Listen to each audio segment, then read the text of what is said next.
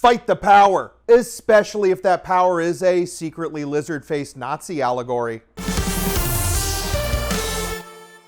Shoot, they ain't so tough. Huh? They ain't so tough. What are you, crazy? V is a made-for-TV movie that first aired in 1983. The basic premise follows a group of people as they attempt to build a resistance against and uncover the secrets of a mysterious group of alien invaders known as the Visitors. The miniseries has been widely parodied and remixed over the decades, and is now so ingrained into the pop culture that many of its twists and reveals are known to even the most casual of sci-fi fans. So much so that it took me till this year to finally watch it, because, like many, I kind of felt like it had nothing new to offer me. Not to oversell this failure, but that was one of the biggest mistakes of my life. In fairness to me, I did give this franchise a shot once before, but unfortunately that was the god-awful Sci-Fi Channel boring reboot.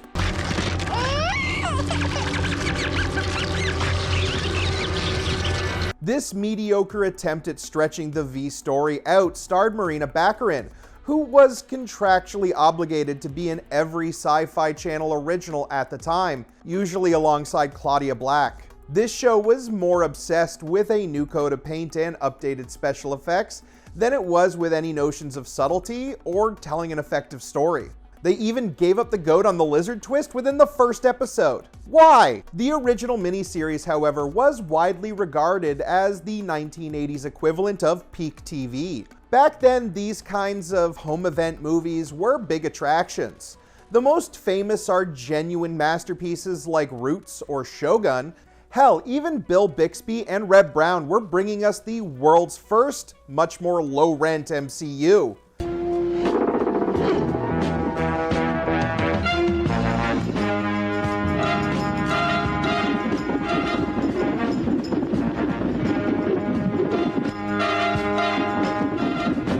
Or MC Spew, am I right? I understand if you stop watching this video now. Basically, made-for-TV movies were big business for networks like CBS and NBC. And to be honest, there's something that's kind of a lost medium these days. Streaming has killed almost any chance of a mid-budget NBC made-for-TV movie, or at least one not based in the Law & Order universe. The LOU. Or LOSP. But back when these movies actually made money, V was written for the screen and directed by Kenneth Johnson. He had initially conceived of the idea as a sort of adaptation of the famous novel It Can't Happen Here, a fictional tale of the rise of fascism in America. You hear that, Americans? Fictional. You were supposed to keep it that way. However, he found the NBC executives were a little hesitant to air something that directly called out the more conservative opinions at the time. Alternate history and political thrillers had also seen less and less ratings success. But there was something that was doing very well at the time.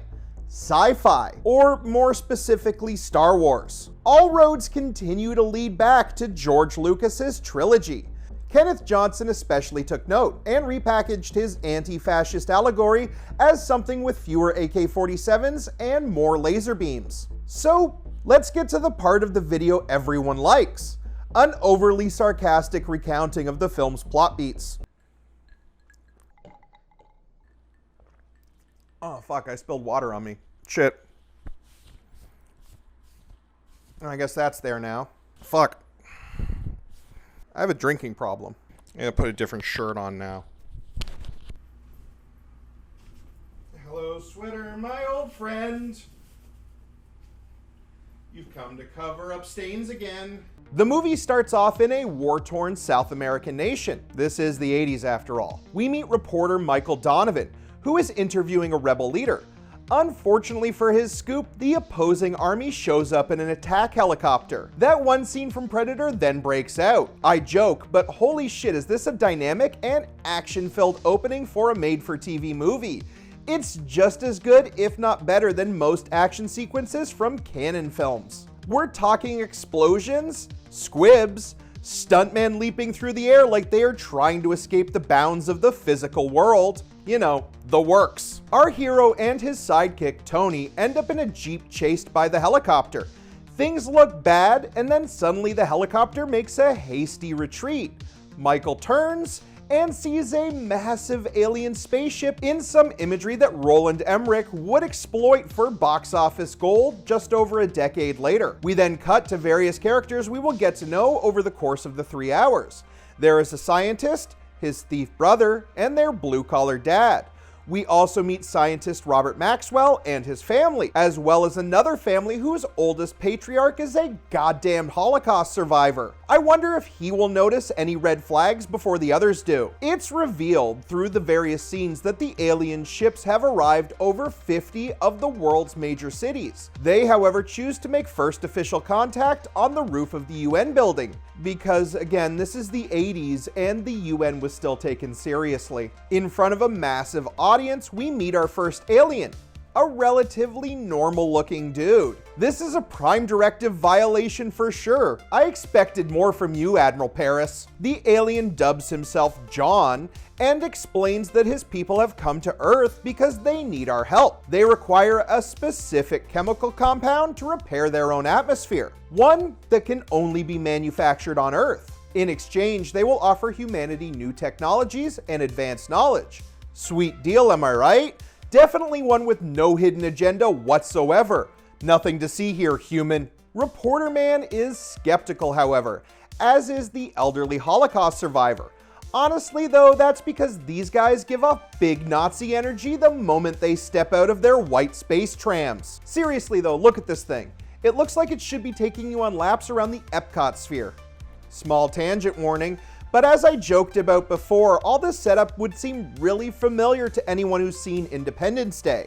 But really, both owe a lot to the book Childhood's End by Arthur C. Clarke. There, the aliens are eventually revealed to look exactly like Satan. But out of them, the visitors, and the ID4 aliens, they're definitely the most chill. I'll probably talk more about this work in some future project, but for now, I just thought it was really important that you know that I've read a book.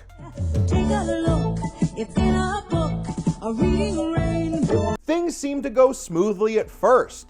The visitors take over factories worldwide, including one played by the adorably young Freddy Krueger. Right now, I could be one of those people who's all like, hey, can you believe that Robert Englund was in other things? But he's probably and arguably just as known for this role as he is for stabbing kids with knife fingers. Welcome to prime time, bitch! Those before-mentioned things going smoothly, however, hit a snag when a supposedly hostile conspiracy is uncovered against the visitors. The totally not wannabe alien overlords tell the world that scientists have been secretly keeping cures and technological advancements from humanity because they didn't want to give up all that sweet grant money. I mean, it makes total sense, right? Like, hey, anti-gravity could make you a ton of money, but you know what would make you more money? Consistently failing to make anti-gravity. Them's the big bucks. This also creates global pariahs out of almost anyone remotely in a scientific field. Prominent doctors and professors are disappeared. Robert Maxwell even loses his best landscaper because he's forced to drop his client out of peer pressure. Throughout the rest of the movie, scientist is used to refer to a group of people almost like they're an ethnic minority. It's a pretty muddled metaphor that has some unintentional humor for how broadly it's applied. Like, how do you define a scientist?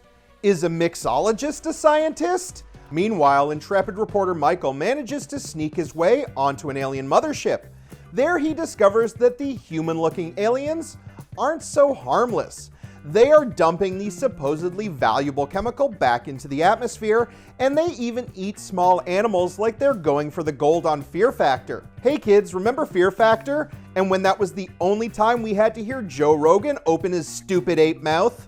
Donovan records some damning footage and barely makes it out alive, also discovering the aliens' true reptilian appearance under their human suits. He gets his scoop to the local news station.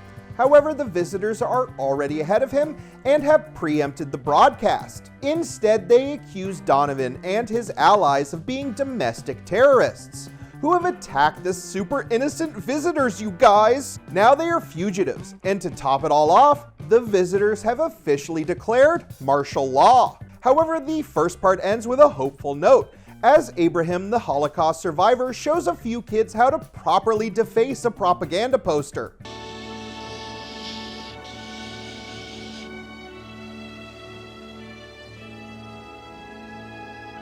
You understand? For victory. God, this ending is so metal that the only thing they fear is you from the Doom Eternal soundtrack should start playing immediately afterwards. In fact, let's just go ahead and do that ourselves. You understand? For victory.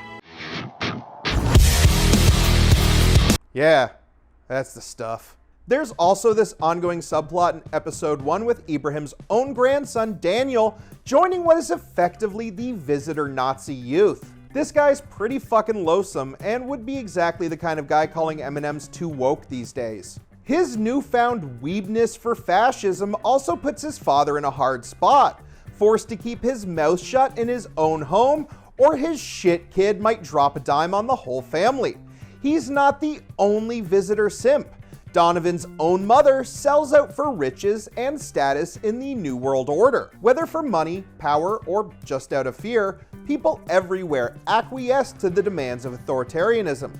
However, not everyone is willing to take it lying down. As if this thing doesn't have enough characters already, there is also Juliet. She is a biologist that is forced into hiding. What starts as a group of like-minded people quickly expands into a bona fide resistance and terrorist cell. At first, she's about hiding and protecting those on the run. However, they quickly expand into direct action. She is also joined by Robert Maxwell and his family. Maxwell's oldest daughter has been flirting with some cute single aliens in her area, and this had the side effect of pissing off the local jealous incel, Daniel. He rats out the family who had been hidden by his own father. This results in the visitor detaining Daniel's own family. In a final act of defiance, Ibrahim sits alone in his house, waiting to be taken away, but not before getting in one final kiss my ass. Daniel comes home to find a completely empty house. He briefly regrets his actions, but then is just as quickly bought off by some shiny new bullshit.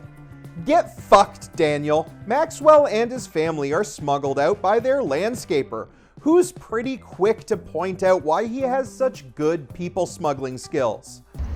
I've had some experience at this.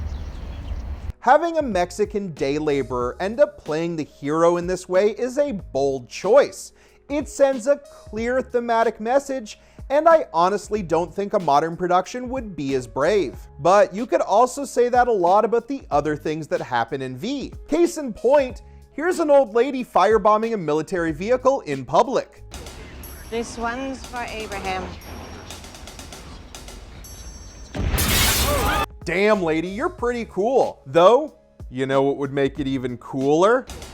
This one's for Abraham. Donovan and his partner Tony also make plans to sneak back onto the mothership. Their goal is to uncover exactly what the visitor's true purpose on Earth is. Juliet's resistance cell also has bigger plans. They are going to simultaneously raid a weapons depot in the first act in starting a full-blown war. Most of the Resistance's children and infirm have been moved to a mountain hideaway. However, Robert fucks that up. His daughter has been taken by the visitors, and when he goes to look for her, he is scooped up as well. The visitor commander offers him a choice between the safety of his daughter and protecting the Resistance base, a base that also has his wife and other younger child. He chooses to betray his own people, but not before he secures a guarantee that the attack won't happen till his wife and children are evacuated first. He's very obviously lied to about this, but actor Michael Durrell sells the internal turmoil over the dilemma so well that I honestly can't blame him for taking whatever out he could get. So our exciting climax kicks off. Donovan and Tony try to sneak back aboard the mothership. However, Tony is horribly injured in the process. Tony is captured, but Donovan gets his chance at a rescue when he is suddenly aided by a sympathetic visitor. The new ally explains that their race is hardly unified in a common morality. They were once a people deeply divided until a fascist ruler rose from the fray. He developed a cult of personality that caused the visitors to fall into roles they play now. He explains that this fall into fascism was because they were also at war with an even more advanced race that may or may not be a possible ally for humanity. Still, there are some in the visitors' ranks that have formed their own internal resistance movement. This new ally reveals the visitors' dark truth. They are here for a very simple reason. They want our water. Water is apparently very scarce as a resource in the galaxy, and Earth is filled with all of that premium agua. The lizard people also get pretty snacky during long journeys, so they also freeze-dried scores of humans for later consumption. I need a drink. Am I gonna ruin another shirt? Stay tuned. Yep, I still know how to drink water. Come take this, you alien fuck. Donovan also learns that his close friend Tony has already been tortured to death. However, he does manage to rescue both Maxwell's daughter and a recently detained landscaper. They then steal an Epcot tram and make their escape. Back on the ground, the Resistance make their attack. Things go somewhat well until Maxwell learns that the attack on the base has started early. He rushes off to save his family. Donovan and the landscaper also get into a spaceship dogfight. Hey mom, can we have Star Wars? We already have Star Wars at home. The Star Wars at home. Eventually, the good guys are victorious, at least in the moment. It comes at a cost, however, as Maxwell's wife is killed and Juliet is injured. The victory is also fleeting, and the war continues. Donovan is still hunted in the streets, and even his own mother would rather live in comfort than protect her own son. Daniel's father, however, agrees to continue to use his own home as a Resistance safe house, even after being tortured himself for days by the visitors. He does this because his father, Ibrahim, who died in visitor custody, instilled in him a moral lesson that fighting fascism is always right, even when it's hard. We have to help, or else we won't have learned a thing. And so that's where V ends. Not on a conclusion, but on the message that victories are impermanent, but important. The real fight against fascism is always ongoing. This story was continued with both the next year's V, The Final Battle, and then the V TV series. But I haven't seen either of those, and I actually want to finish this video, so I'm not going to give myself any extra work right now. What? I'm not being paid for this shit. Actually, I'm mostly paid to narrate Marvel factoid videos, but that's a whole other channel with a lot more subscribers. They would never let me talk this much about a boomer sci-fi property anyway, so here we are. V is an audacious and subversive bit of television. It plays out almost like a how-to guide on resisting fascism at every level. There are big players like Juliet or Donovan, blowing shit up and shooting stormtroopers and then just as quickly disappearing into the shadows. However, there are also people like Stanley, who has the quiet fortitude in doing what they can to help others, even when it comes at a great personal cost. Robert's well-motivated betrayal shows that fascism only offers lies and hard choices, and that you can't keep the ones you love safe while simultaneously giving up your allies. Abraham faced the horrors of Nazi Germany, and because of that recognizes the early signs all too clearly. He ends up instilling in his own son the drive to fight at all costs.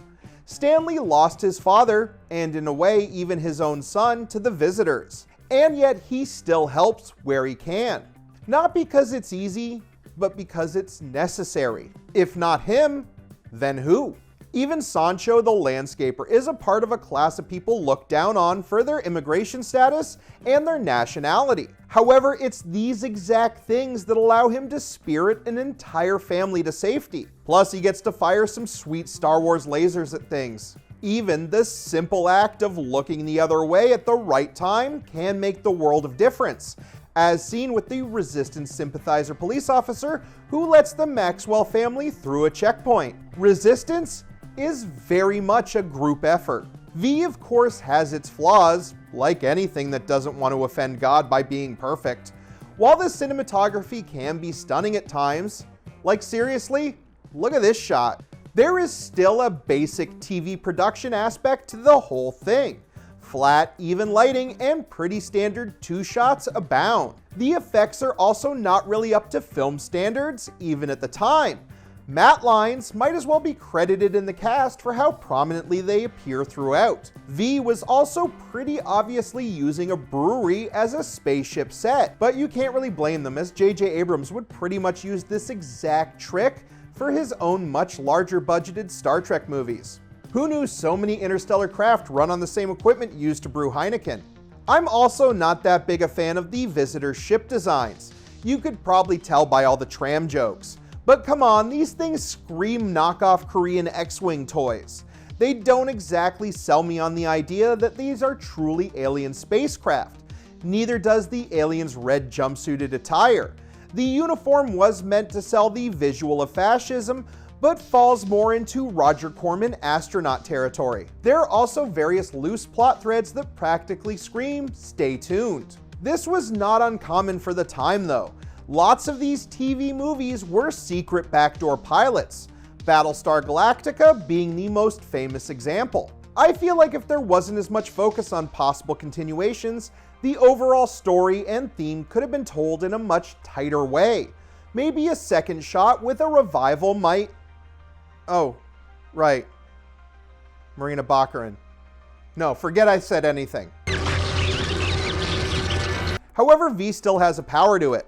It's one that resonates in today's political world. Dare I say, it's suddenly become one of the most relevant and maybe important anti-fascist works ever made. Fascism can arrive in anything from a red jumpsuit to a red baseball hat. But V shows that it can't always succeed, especially when there are those who are willing to fight back on every level. From firebombing a spaceship to instilling the right beliefs in our children, to even passively non-complying at the right times, even you can fight back. Especially you. Thanks for watching, everybody, and remember, be who you are. Now I think I might go get a little further into the V television universe. The VTU. Or the VT Spew.